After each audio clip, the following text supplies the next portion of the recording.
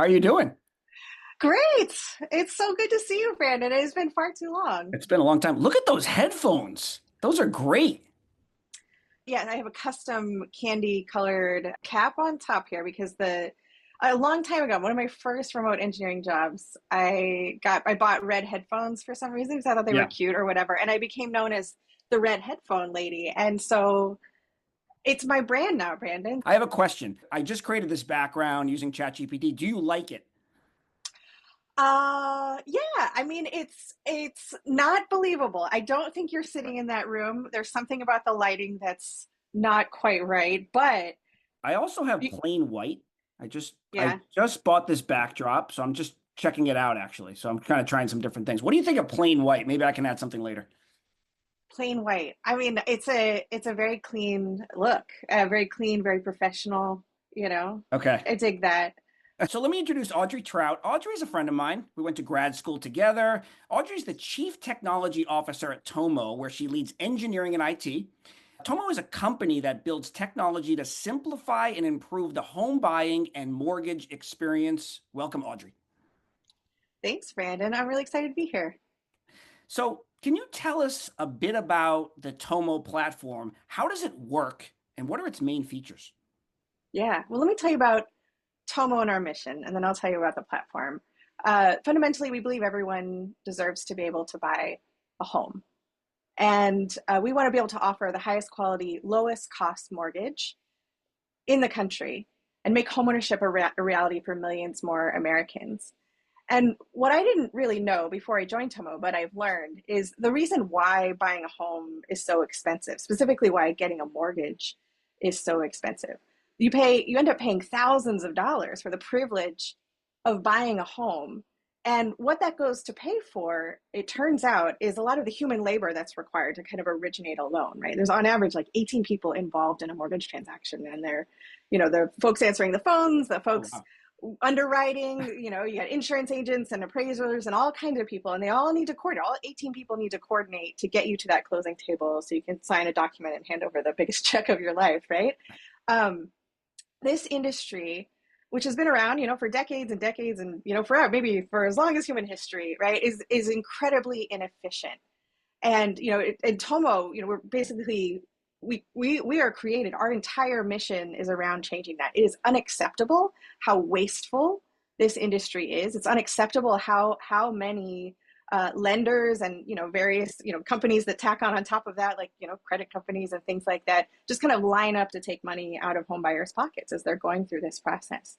And so the platform that we've built and the company that we've built around that mission is a rethinking of that kind of mortgage application and origination underwriting process to make that as efficient as possible, right? To bring really thoughtful automation to the process of getting a loan, to create a beautiful digital self-service experience backed by a really powerful engine that makes the best use of human time that we can, which is to say we're not automating humans out of mortgage, we're eliminating the toil, eliminating the things that machines can do really well.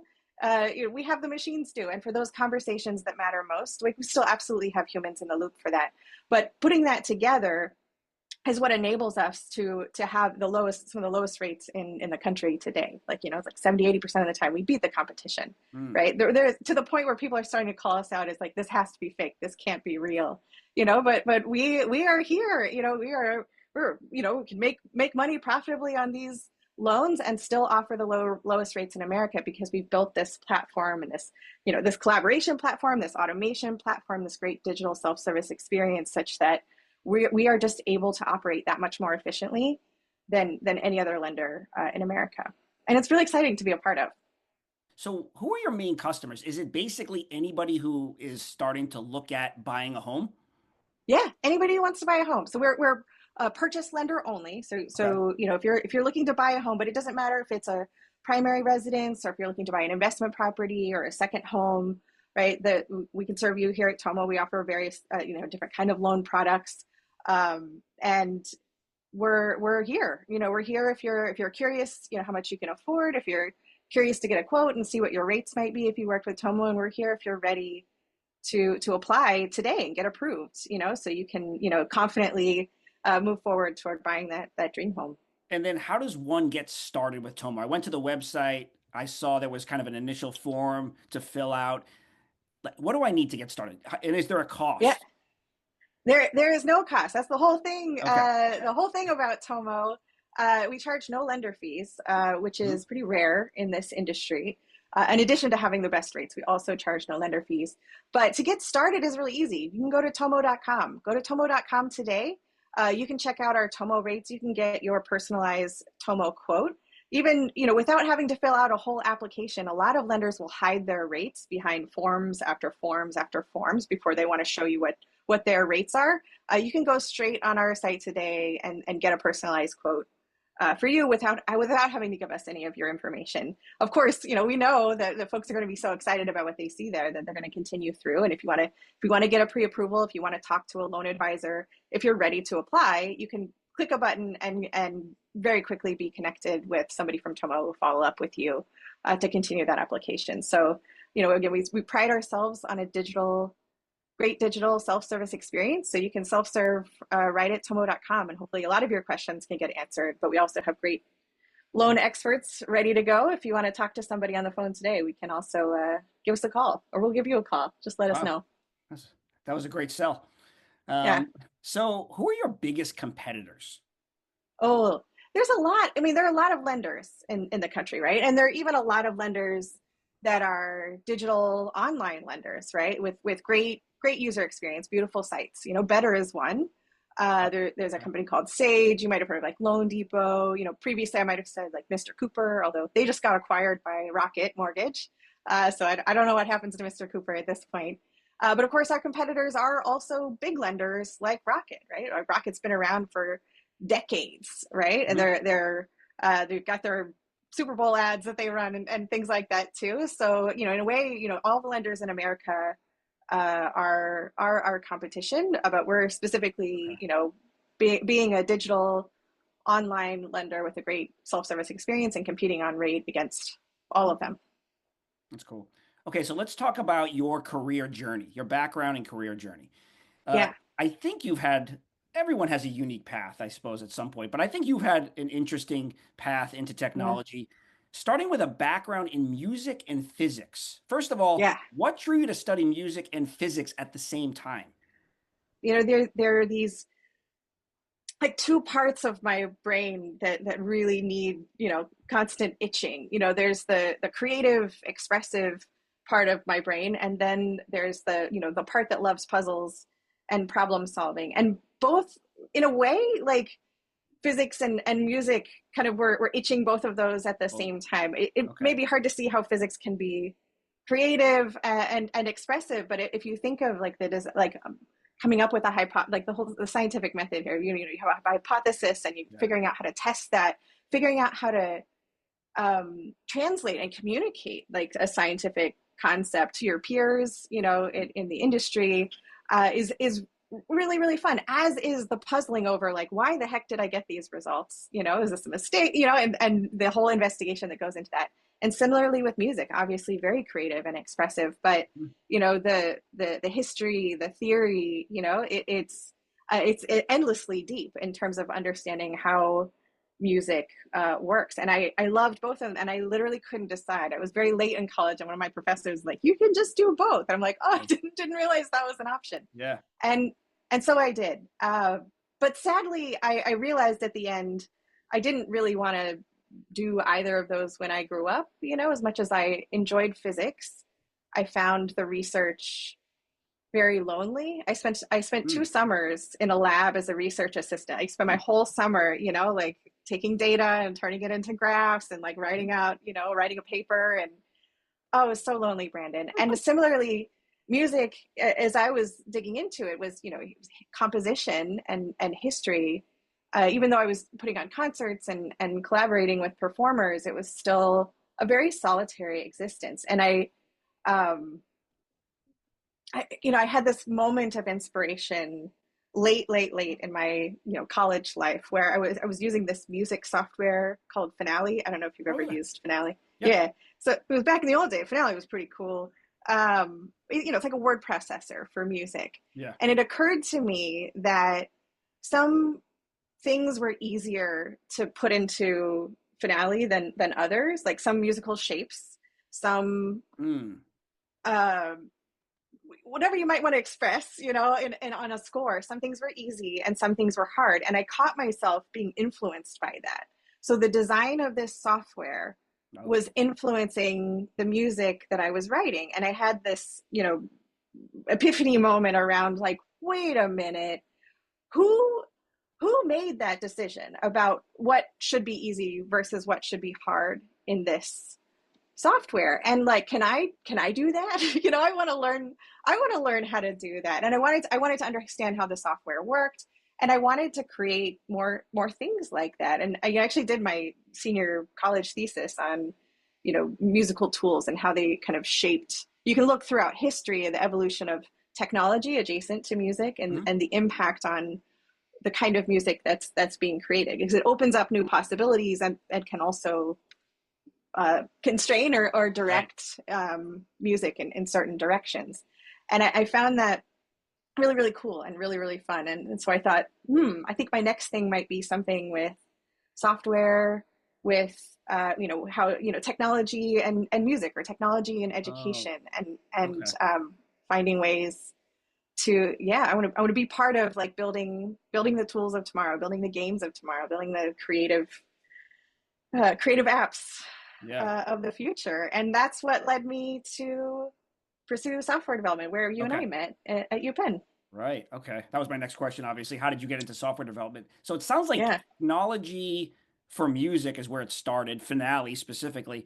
It's yeah, crazy if you think about all the tools now that can help with writing music and even playing music, and you consider I, generative AI and all these things, it yeah. completely blew up. There, So you can use a Gen AI tool today to just spit out a whole I know. song for you. It's wild. Felix and I, my son and I, played with that Okay. a while back, and we generated, songs about our cats, and, Yeah. all kinds of things, and, with lyrics, and generated singers, and everything. I know. It is wild. It's also exciting. I think this is, like technology, whether it's further into AI or not, like technology is going to be continuously evolving and advancing. And again, with that just brings new restrictions and new opportunities. So I for one, I welcome our AI future. Okay. Yeah. It's a separate podcast, but definitely Yeah. that comes up quite a bit, like AI and art, basically. How do you Yeah. feel about AI to help create different kinds of art? Because there's art for expression, and then there's Yeah. composition, which can be expression or not. But Yeah. then where does AI fit in? Is it just a tool for expression, or is it a tool just to compose and make money? I don't know. It's like all of I these. don't know. There are several cans of worms Yeah, in I know. there too, in terms of, like copyright, like ownership Oh over yeah. the kind of material that goes into training all of these AIs. But, as pure, like technology, of the ability to have these kind of things to play with and experiment with, I think it's really exciting, knowing that, yes, there's a whole podcast to do That's right. on all the minefield that is responsibly advancing AI, and, Yeah. and using that commercially, especially. So, over the course of your career, you've moved from individual contributor roles to senior leadership Mm. in several roles. What's been the biggest mindset shift in that journey? Yeah, yeah, it's interesting. I have a whole talk that I've given about this kind of career trajectory from an individual contributor, into a leadership role, and Mhm. which I did back and forth several times.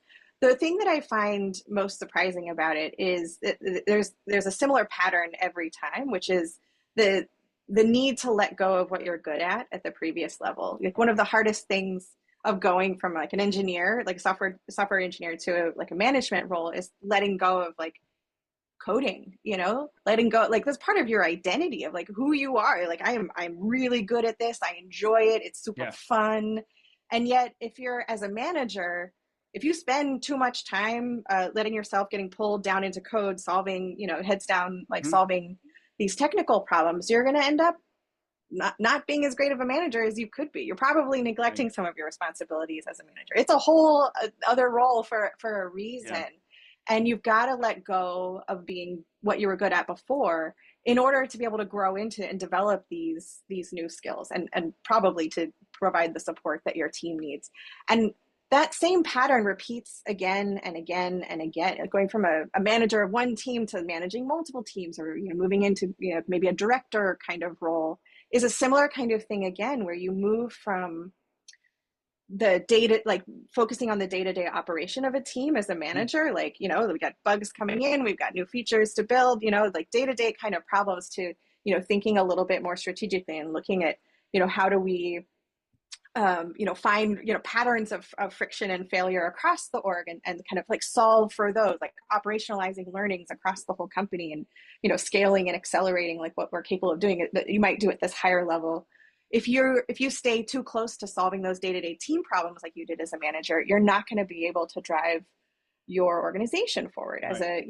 as a senior manager, as a director, and yet again, finding that moving from that kind of director level to like a VP and now a CTO role, there's another mind shift required. But it's that same trap that I find you risk falling into, of being like, oh, like even going from like VP of engineering to CTO.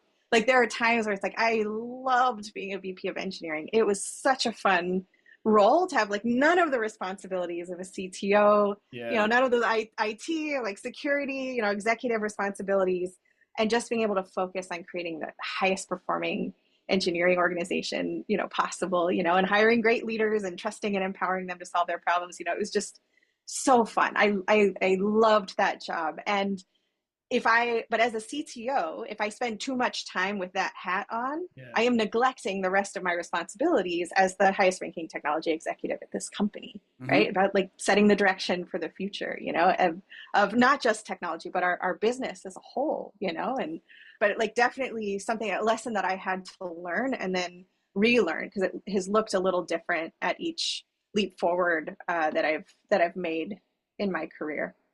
Yeah, I think you nailed it. So it's basically letting go so you can grow, Mm-hmm. right? You have to Yeah. continuously Yeah. let go so you can grow. And I've done that Yeah. many times, like especially with coding. It's like, well, what if I forget how to do it? I do think about that, Right? Brandon. I do. Yeah. The thing is, it's like riding a bicycle. I mean, like some of these skills Yeah. can get rusty, right? Or it's maybe better to, for me, thinking of like roller skating, which I was very good at roller skating as a kid. Mhm. I tried it not a couple years ago. It turns out it's it feels different on your body, when you're all grown up. But you Yeah. remember, like you can, if you really wanted to get back into it, Yeah. you will remember, and you have the foundation of those skills and the broad experience behind all of that to pick it back up again. You certainly shouldn't be neglecting your new bigger role in Right. order to kind of keep those knives sharp that you're not actually going to need day to day. It's not the most important problem. One of my favorite lines is, you should be focusing on doing what only you can do. Hmm. That's your number one job. Like Mm. what are the problems that only you can solve? If you're not spending your time on that, you're doing the wrong thing. You're Yeah. focused on the wrong things. Yeah. I love that. Okay, so you're the Yeah. CTO of Tomo. What are your main responsibilities in this role, and what does your day-to-day work look like? Yeah. So my day to day is quite varied, because I'm responsible for all technology at Tomo. Okay. At the end of the day, like, so it's all in engineering, everything we do, all the custom software that we build, our entire technology stack.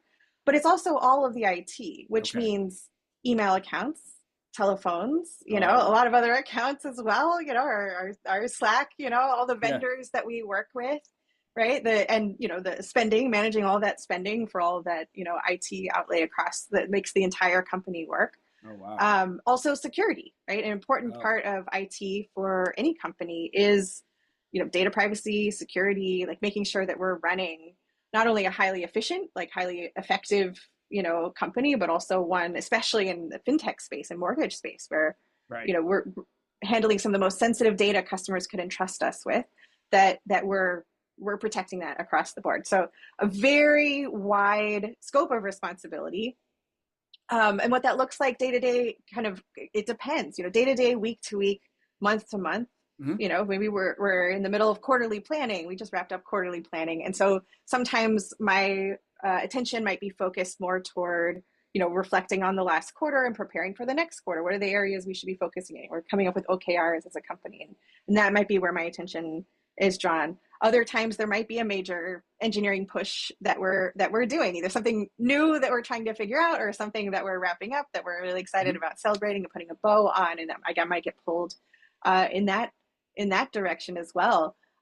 Sometimes something might come up, an opportunity or a challenge with a vendor, and I might get pulled in that direction. Sometimes I'm leading an initiative that's like kind of cross-functional across all departments. So something that's going to involve product and technology, but also changes to our operating policies. So I'm coming up with a plan and kind of like driving something that's either going to improve conversion or save us on costs and things like that. So I have these kind of big rocks, I like to call them, Yeah. that will take up my, again, what things that only I can do. Hmm. And then there's a million little smaller rocks that I'm also responsible for on a day-to-day basis. We're a small company. We're around 100 people. Product engineering is 30 people. Okay. The IT department is one guy Oh, and me. So really there's two of us. So okay. there are very little things, like someone writes into our IT support channel that their headphones aren't working, or that they got locked out of our single sign-on platform, or someone might write in because a customer is having an issue Mhm. on our platform. And of course we've got on-call engineers and things like that, the rotation to kind of help with technology issues. But Mhm. as somebody with all of the context of the entire history of Tomo and all of our technology and our product and how it works, I have a responsibility, and I feel a responsibility to also be part of making sure that those small tactical things are also dealt with appropriately. And it doesn't mean, again, that I personally go in and like debug and troubleshoot every single Right. issue, but being on the hook, especially as part of like a leadership rotation, a very small leadership rotation, Yeah. to make sure that somebody is appropriately hopping on all of these issues in an appropriate amount of Right. time. We've got lots of automation for these kinds of things. And again, lots of great process in place, but there's a certain amount of my attention that will go into staying on top of all those much smaller things too. And there's lots in between. Maybe we have an incident where whoops, a vendor went down, and we've got to put a plan in place. We got to communicate it well. There are times where it's like, okay, I'm going to be incident commander today, and because I've got to work with the vendor and I've got to work with engineering and I got to make sure sales knows what's going on. And that's kind of an in-between day that you can never prepare for, but there are days like that too, where becomes a medium-sized rock to deal with it sometimes, because life will throw you curveballs. So it's never boring. Right. It is really, really, really fun. What I enjoy most about it isn't the stress. I mean, I don't mind long hours. I don't mind hard work. Um, but the reason why I really love it is because, one, I care about this mission Hmm. tremendously, and also work with an incredible group of people, like brilliant, engineers, brilliant leaders, within product engineering and also across the organization as well. Deep experts in mortgage, people that are Mm. similarly passionate about like supporting our customers. And what makes it easy to get through even those chaotic days where there's a vendor outage or a bug or whatever it is that's going on, is knowing that we're pulling in the right direction. We're fighting the good fight here in terms of making home ownership more accessible to millions more Americans. Like, you can kind of feel that happening. You feel those little improvements, like those little learnings that turn into big differences. For a customer, matters a lot to me. Keeps me going day after Well, day. when you moved into the CTO position, what was the biggest thing you had to learn on the technical side? So something that you Mm. didn't have any experience with. Was it IT support? Was it security? Was it managing vendors? Like what was brand new? Oh, yeah. I a couple things. So many things, Yeah, Brandon. this I'm is sure, right? it's a big step forward. Certainly, like vendor management Yeah. and contract negotiation. Been exposed to that like throughout my career. I mean, Mhm. even as a manager, as an engineering manager, sometimes you get exposed to vendor management. Building, having that relationship, and being part of an escalation path and making sure that we're getting what we need from that. up to the point of like running a full, RFP process, with a lot of like industry leading, kind of fintech vendors, and being at the one driving a negotiation as opposed to like a rider, to Right. that negotiation. Yeah. I definitely have leveled up dramatically in the last 2 years. My CEO has given me a master class on Yeah. negotiation techniques, and making sure that, we're not trying to get anybody, but, is making sure that we're getting the best deal for ourselves and for our customers, because Hmm. again, a lot of those costs trickle down to home buyers too. We fight really, really, really hard to keep costs low and making sure that we're partnering with the most innovative, strongest partners Right. in this industry that are, like, share our mission for reducing the cost of home ownership. So that was a big thing to learn. Security, it's another one of those things. Like, security as engineers, like we think about security, from Right. the every feature that you build. This is not something that is novel or surprising. It looks really different at the CTO level because you get more involved in the level of policy, Right. because a lot of security is people, right? It's not technology. The technology part, I feel like I was well exposed to in my previous roles, but Mhm. now as an executive at this company, I'm a part of making sure that we're living by our policies, not just, the ones that we enforce through technology, but the ones that we enforce through management and people responsibilities Mhm. too. And it's a big weight, I feel, a big responsibility that I feel, and also some new skills to, like, learn how to, for people who I don't report to me, their bosses don't report to me, Right. and yet we need to hold each other accountable. I need to hold them accountable for making sure that, we're always doing the right thing, and in fact maturing as we're growing as a startup, appropriately leveling up and maturing in our practices too, and as risks are evolving as well with things like AI, being a part of uh, helping to educate Mhm. leaders at this company, and my peers and colleagues around what those emerging risks are and how to mitigate against those. That was a big learning area as well. Purely from a technology standpoint, I don't, again, like, being so deep in engineering, I think it would be a Yeah. lot harder if I was coming from anything but, Yeah. engineering leadership, if it was coming up like through IT, for example, and trying to get into engineering. I think that would be challenging in a Oh, wow. different way.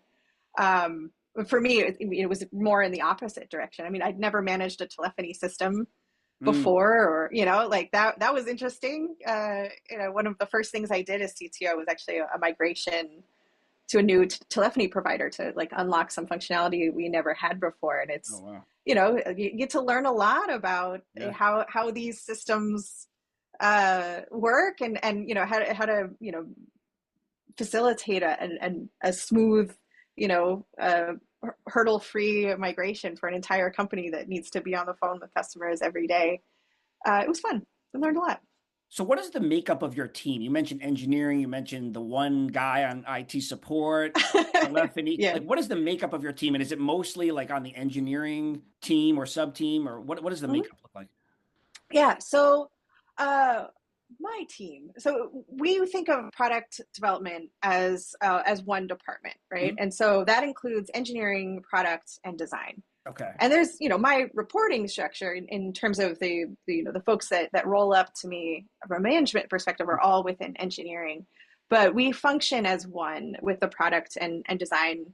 organization too. And what that means is our software engineering teams, our product development teams, are full stack teams that have, engineers working across the stack with an engineering manager and a product leader and a design partner that they work with. They're Wow. intentionally cross-functional, like, full stack teams, Mhm. because we create teams around Mhm. problems to solve, or goals to achieve, right? So we have our company OKRs. We'll break those down into goals that each team can kind of own and kind of drive, again, on a quarterly kind of basis. And the team has everything that they need in order to be able to understand that opportunity or that problem and come up with a hypothesis and figure out how to test that and Wow. iterate and learn, like, ship it and do it again, Yeah. and push and expand on that as well. And that works really, I think that probably works well at a lot of companies. It works particularly well at such a small startup like ours, because again, product development is 30 people, right? Six of Right. those are product and design, Hmm. and so the remaining like 24 is engineering. Um, but the majority of that is on kind of our two product development teams. Hmm. I do have so I have two directors. These are like my lieutenants. One is the director of IT and SRE. That's my one IT guy. He is actually my director of SRE originally. Hmm. So leads our SRE function, but generously stepped into this role as well with me when I took over as CTO. And it's a beautiful job of bringing that SRE mindset Hmm. to IT. The same philosophy we have around, Tomo as a company of investing in thoughtful automation and providing a great digital self-service experience, to bring that to our IT function as well. So we're bringing thoughtful automation, not mindless automation, but like where we can provide a great self-service experience, where we can automate to take the human toil, Hmm. out of the normal kind of onboarding, offboarding, account provisioning, device handling, wherever we can automate appropriately, we will, while keeping the important things, our security council, for example, that's humans, right? There's no AI involved in that. Well, anyway, that the keeping humans appropriately where they should be, and automating thoughtfully a lot of that has been really fantastic. And then, we have two managers in product engineering as well. Those engineering managers, we got admins for like our CRM, for example, or loan origination system, each have a technical person who's kind of the administrator of that app. Hmm. And two SREs, and the rest, 16 engineers across those two product development teams. Let's talk a little bit more about the technology behind the Tomo platform. Mm, So, yeah, how does it work, and what is the underlying technology? yeah. So how does it work? You can think of the Tomo technology platform. You can think of as a triangle. Hmm. There's three main parts of it, right? There's the at the top of the pyramid. You can imagine there's a great digital customer experience. So if you go to tomo.com, Right. right, and you go to tomo.com, you can click through and explore rates. You can click through and apply through a loan. If you're going through the loan kind of underwriting process with us, you've got a portal where you can see the tasks that you need to complete and upload docs and see the status and things like that. Okay. That is one big part of it, is the customer experience. There's another side of that pyramid, which is around communications. From the beginning, obviously, something like a CRM where we kind of like manage our customer, relationship and communications and things like that. But we've built a really strong engine around balancing those human communication and the automated communication as well. So from the very beginning, again, to be very efficient as a company, we have this blend of automated outreach and those important human conversations when they matter. You have smart tasking to like get the Right. right person on the phone with this customer at the right time with the right message, right? And that helps us serve our customers, give them what they want, also helps us convert them really well. So there's a lot of intelligence around that we're continuously expanding and developing as well. There's more AI in that area now today than there was 4 years ago, of Right. course. But so yeah, a lot of thoughtful, kind of like a co-pilot for our sales teams and things like that. Thoughtful automated communication and manual communication and tasking. And then in the third corner of the pyramid, there's loan origination, right? There's the mechanics, the required like digital integrations to be able to actually produce a loan, to get that approved by Fannie Freddie, or to Right. sell that off to an investor, to be able to validate someone's credit and income and the property and things like that. So there's the mechanics of loan origination and underwriting. Hmm. There's a technology system for that as well. And so there's the three main components of the technology platform. And the kind of in between, the lines connecting all of those, is the really thoughtful integration of those three. So that the status, the information that somebody has, whether you're a customer or someone answering the phones or somebody working as an underwriter, that you can see the complete picture of where we are with this loan, what's next, what's outstanding, that you've got that right at your fingertips. And Hmm. as soon as an update happens over here, all the other systems are synchronized as well. So that's kind of on a high level, like what it is and how it works. Hmm. Over here is our automated underwriting engine. So like again, increasingly instead of a human, having to do 100% of those steps, like there's automation in that as well, and some thoughtful interfaces too. And how it works is, this is a technology stack that we've built up over time. It's primarily, there's a bunch of Python microservices in the back end. We have a beautiful Next React app on the front end that we've built and evolved over time.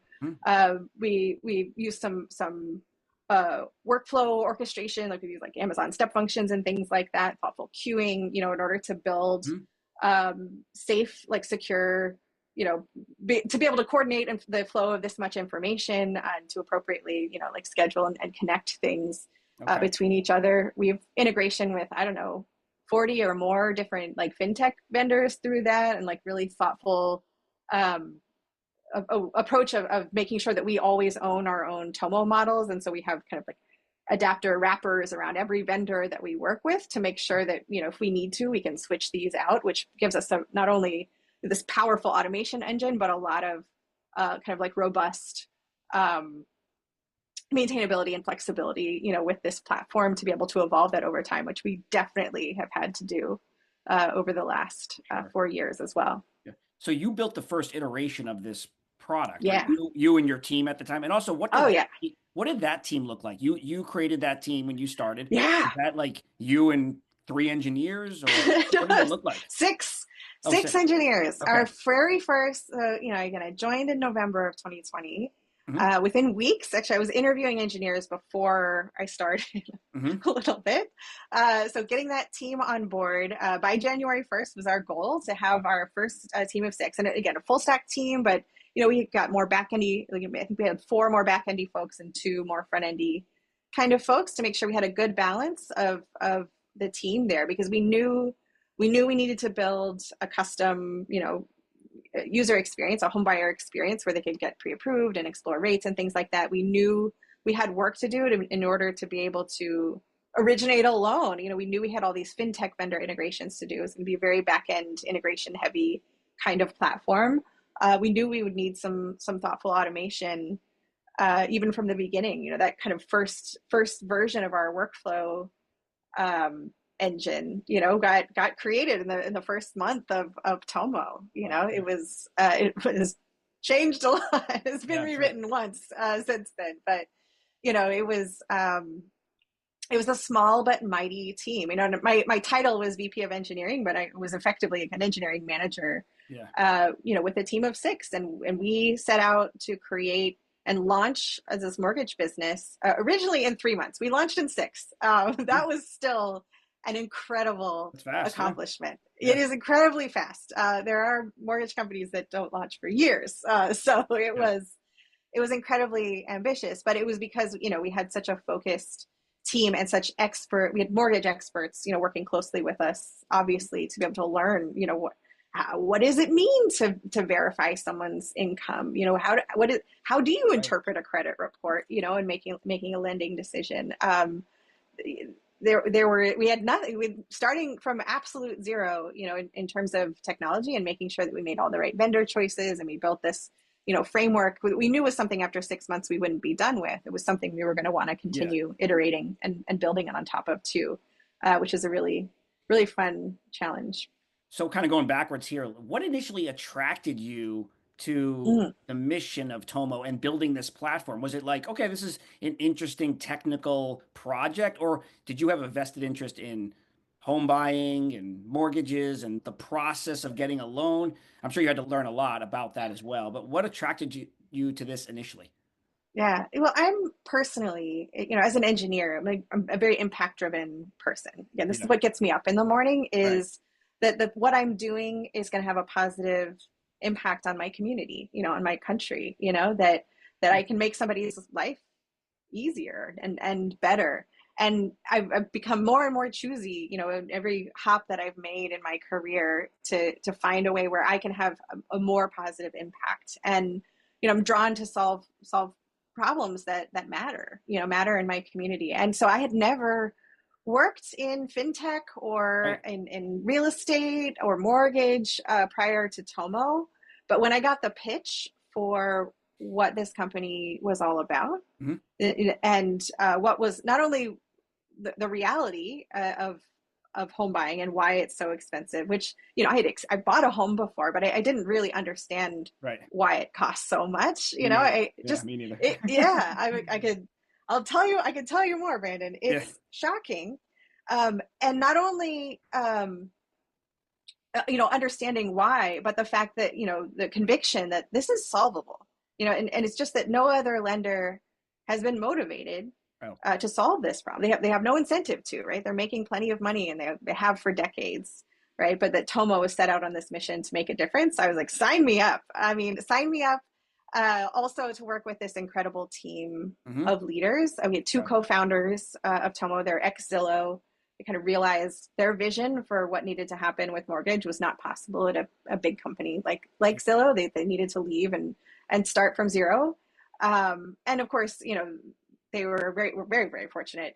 Our initial seed round of funding was like one of the largest, like fundraisers ever in this space. So you have an incredible mission and a real chance, of success, being set up for success financially, and also having such an incredible group of leaders with the right expertise, and also, from a leadership perspective, the right kind of leaders that share the kind of values for the kind of company that we're going to build and how we're going to solve this problem. I mean, impossible to say no to a Yeah. winning setup like that. And that, hence here's where I am today. And Tomo is we just closed our B round fundraise, a growth round fundraise, because we are doing it. We are living the mission. We're saving home buyers thousands of dollars, and investors see that too, and that's why we're on a great track for success. So here's a question. If I go to the website and I'm considering using Tomo, is there an estimated amount of money I can save by using Tomo versus some other Ooh, platform, or just doing it the, I guess, old-fashioned way, the way we bought houses to get. yeah. Oh, I love this question. It's really hard. One of the things that frustrates me the most about this industry, it is really hard to, when you're trying to choose lenders and you're trying to decide like who should I get a loan with, because you see Right. lots of rate tables out there, right? You can go on and you can see who's got the lowest rate. Yeah. And sometimes you can see fees. I will say it's really deceptive. Like, the reality is you can get the same 6.5 interest rate from any lender in America, like Yeah. today. Um, some of those lenders will charge you $10,000 for that rate, and another lender might charge you $200 for Mhm. that rate, or zero. That is really, really hard for your average consumer, without being an expert in this Mhm. space, to kind of understand that. That's a real difference. And one of the scenarios that we pulled up was like $10,000 versus $200 between different lenders in America. Yeah. There's no great place to see that today.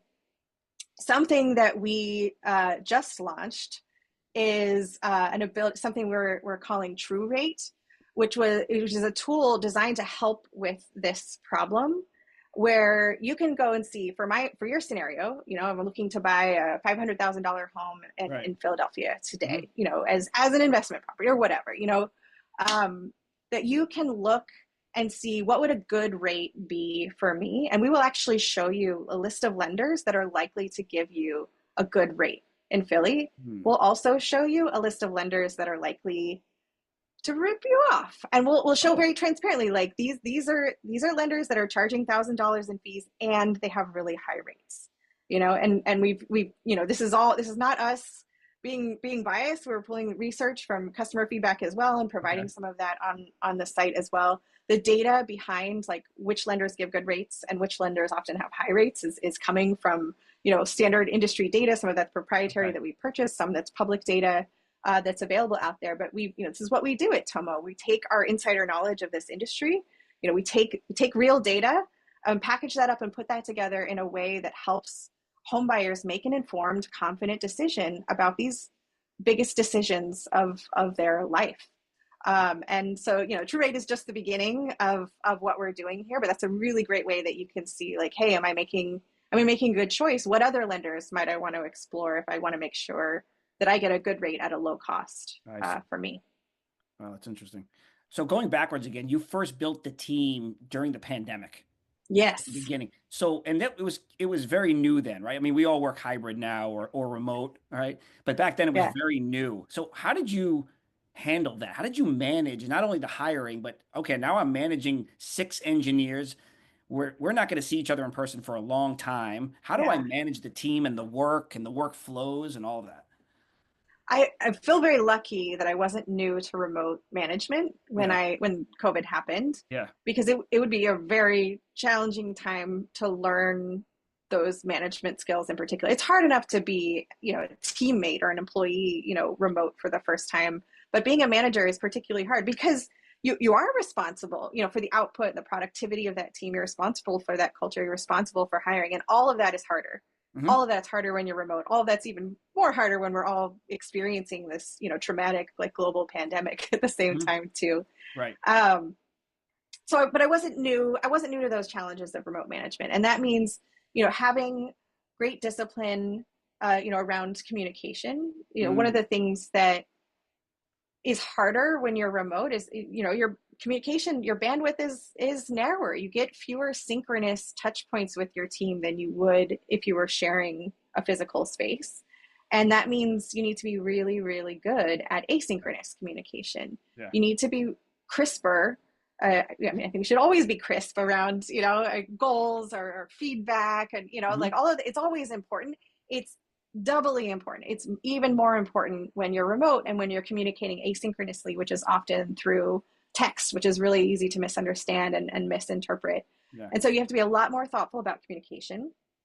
Um, you also need to be a lot more, intentional, around, um, like process and setting the team up for success, again, because it's asynchronous. People need to be able to self-serve, right? They need to be able to be productive when they can't always turn around and synchronously ask somebody.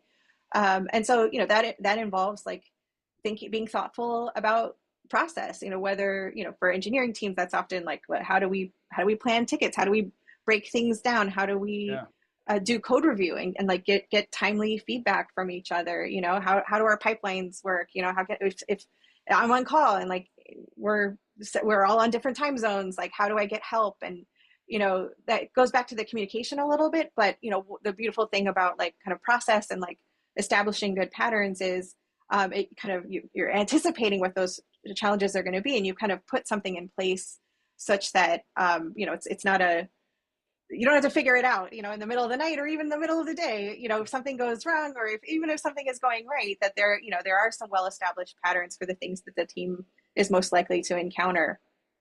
Again, code reviews, alerts going off, all kinds of things that come up for a team. Um, Great hiring helps too. Hiring was hard during the pandemic, right? I It bet. was it was both.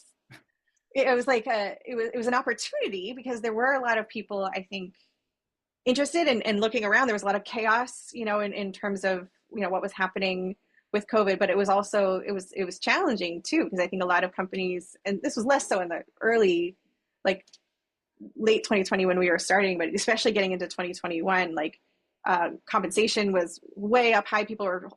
Companies were working really hard to like Yeah. retain engineering talent and not lose them. And so, especially being a really early stage startup without we're not looking to spend all of our cash and, at the same time looking to, preserve our runway for the future. Not being able to be as competitive as some of the big five out there, what they were offering, in terms of salaries, did make it for a very competitive hiring market. But we got lucky, and I'm actually really happy with the end result, which is, the folks that are the most mission aligned were also drawn to Tomo, for that reason. And so, we always take care of my team, make sure that they're well compensated for the work that we do, and we have a great place that people love to work. But the big draw at the end of the day, in addition to working with great people on really interesting problems, is also like working on a problem that matters, Right. too. And so we were very fortunate to connect with a number of engineers, eventually a dozen more engineers, who are not only like fantastic engineers but Mhm. really passionate about being part of solving this home buying problem What too. advice would you give to someone preparing for their first software engineering role? Mm, And then, second question, what about an engineering leadership role? What advice? yeah. Oh, this is a good one. I like to think about what advice would I give myself, which was a Yeah. very different time, when we were starting out in our career. A very different time. Study music and physics. Study music and physics. I don't know if that's necessarily, again, the required ingredients for a Right. successful career. I do think something that is valuable about my background, having I had a strong liberal arts background even before, Yeah. as a part of the music physics thing, the whole a strong emphasis on, writing and, being able to read a text deeply, to formulate an argument that a lot of these and presenting your own thoughts, like Right. presenting ideas, how much, in addition to the hard skills of being able to understand code, right? To debug something, to understand an architecture and evolve an architecture and refactor and things like that. Those Mhm. are all important, like hard technical skills, like understanding performance and Yeah. um, those the softer skills, and I would say like intellectual skills of being able to decompose a problem, Oh, yeah. being able to formulate an argument and defend that well, being able to communicate your ideas both like verbally and in writing. Those skills have been as important, if not more important, to my success as an engineer, even before I became a leader, as the hard skills. And so that's what really I would say is advice is like don't neglect the whole of your education, but also don't undervalue those skills that you might have beyond the technical skills Mhm. that you might have learned at school or at a boot camp and things Right. like that, because they're all important. The work the work that we do as software engineers, it's a collaborative, creative experience as much as it is like a technical kind of Yeah. heads down production experience. And it's being collaborative. I mean, that's people. It's working with people. It's working with ideas. And the more even diverse experience that you might bring to the table from whatever your background is, it might not be music and physics. We've known people that have come from science Yeah. and all kind of other creative realms.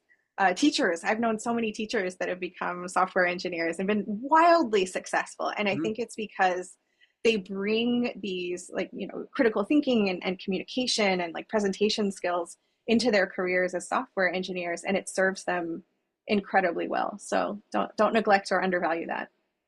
You ready for the lightning round? Lightning round. Okay. Each question, 30-second answer. I See sent what you I can these do. ahead of time, so you I could know, you could prepare a little bit. I did One not prepare. one piece of technology you can't live without, These days, ChatGPT. right? Swiss Army knife. Mm-hmm. Favorite programming language, past or present? Oh, I have such a soft spot for Ruby. I haven't written in it for years, Oh. but I still love it. One leadership lesson you wish you had learned earlier. Mm, uh, when to shut your mouth? Oh, I'm just that's gonna leave it there. that's a good one. That might not only be for leadership. I think that Yeah, in general, yeah, for life. yeah. Favorite band right now? Favorite band? Oh, I'm gonna go with an oldie, but still a favorite, which is Muse. Oh yeah, great. I I'm a like big fan that. of piano. They throw in Yeah, some good piano riffs. I love it. yeah, they got some power too. Yeah. Go-to strategy when you're stuck on a problem. Ooh, whiteboard. The Oh, break, like write it. I have a whiteboard right over here. I work best if I get really, really, really stuck. I need to draw it out, like hmm? what are the parts? Break it down into smaller steps or break it down into areas. It can be a mind map, it can end up being a list. Okay. There's infinite ways the whiteboard will help, but like getting out of my chair and putting the problem in a physical space, I find it really helpful. Most underrated skill for engineering leaders. Mm, most underrated skill. Yeah. Is it when to shut your mouth? I was gonna say when to shut your mouth. I was gonna shut my mouth. No, I think listening. I'm gonna say it's related to shutting your mouth, Hmm. which is really, really listening to making sure that you're hearing what whoever it is Yeah. saying, and then second part, uh, if you don't understand why somebody is putting an idea forward, why they're pushing back, Yeah. why they're asking for something, you need to ask that question. I think listening for why is how I would bring these two things together. If you weren't in tech, what would you be doing? Oh, I saw this question and I was like, I don't know, Brandon. I would probably go try to get into tech. I really think I'd probably be like a math teacher or like a Oh, science teacher because I always wanted to be like that weird, weird math science teacher. I would wear weird clothes and my classes would be super fun and I would just nerd out uh, with kids. It would be really great. one piece of advice you'd give to your younger self entering tech. Oh, you're gonna be okay. I think um, I don't know. I mean, like you're gonna be all right. Is Yeah. maybe the message because it's really scary. Like tech is so big, and it's getting into any field is really really hard. So kind of keep going. Just got to keep going. You got to keep struggling. It is hard and it's going to continue Harder. to be Yeah. hard and the payoff is real, the challenge is real, and the payoff is real, and uh, keep keep going. It's gonna be great. Thanks so much. Yeah. Thanks, Brandon. Right on. All All right. right. Well, thanks. I'll Thank see you you. later. See you later. Bye. Have a good rest of the weekend. You too. All right. Bye.